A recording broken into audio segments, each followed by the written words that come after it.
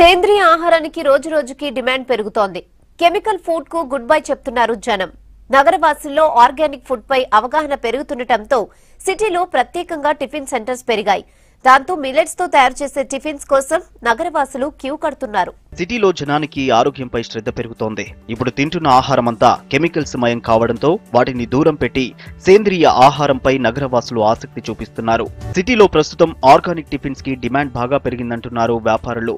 రాగులు, పప్పులు, చిరుధాన్యాలతో వివిధ రకాల టిఫిన్స్ చేస్తున్నామని చెబుతున్నారు.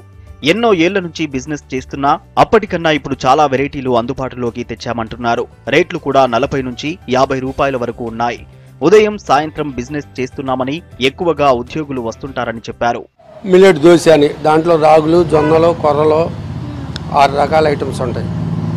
అవన్నీ హెల్త్గా ఫైబర్గా బాగుంటుంది. సమ్మర్లో మామూలుగా కూడా ఉంటుంది. సమ్మర్లో కొద్దిగా ఏంటంటే రిలాక్స్ అవుతాకి కొద్దిగా శక్తి వస్తుంది. కొద్దిగా రాగి ఇడ్లీను, మిల్లెట్ దోశ అవి బాగుంటాయి. పెద్దగా ఆ ఫుడ్కి అలవాటు అయిన వాళ్ళే వస్తారు, రెగ్యులర్ కస్టమర్లే.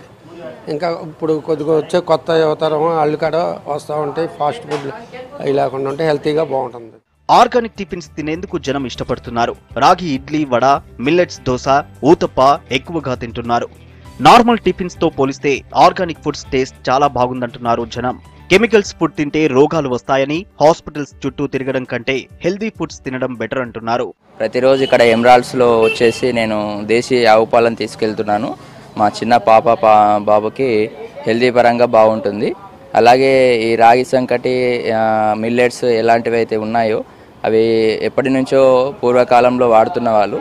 సో మా సెల్ఫ్ పర్పస్లో కూడా మేము ఒక 5 మంత్స్ నుంచి మిల్లెట్స్ తింటున్నాము.